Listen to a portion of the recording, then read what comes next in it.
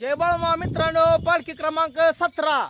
तर मित्रांनो, आज आपण बघा आपली बाळमाची मेंढर घेऊन वर डोंगरावर आलो होतो बघा।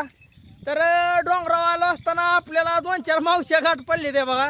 तर त्या मावशीने आपल्याला खायला लाडू दिले, प्यायला पाणी हे दिलं ते बघा। काय तर मावशी आहे द्या, मावशी कशाचा लाडू होतो बघा, इथं मावशी आहे द्या, कशाचा लाडू होतं?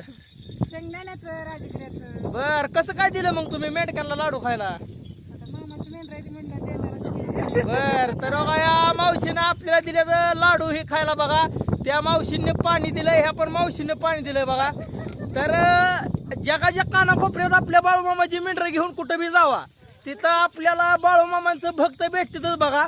आणि असं काय ना काय आपल्याला खायला देते ते, म्हणजे जगाच्या कानाकोपऱ्यात तुम्ही कुठं जरी गेला तरी आपल्याला कधी काय कमी पडत नाही बघा। बाळूमामांच्या भक्तांना मेंढक्यांना कधी सुद्धा काय कमी पडत नाही बघा।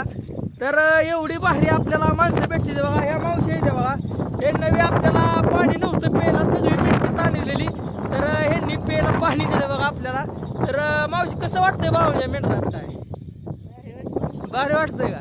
बर, कुठलं गाव आहे तुमचं? बांडुरगडच्या मावशी आहे बघा, ती पण मावशी बांडुरगडच्या नाही। तर ही सगळ्या मावश्या बांडुरगडच्या आहेत बघा। तर एवढं बाळूमामांच्या मेंढक्यावर, बाळूमामांवर आणि बाळूमामाच्या मेंढरावर इथली माणसं प्रेम करते बघा। तर आपली पालखी आज तळेवाडीला होती, वर डोंगरावर तू जवळ इथं बांडुरगड गाव आहे।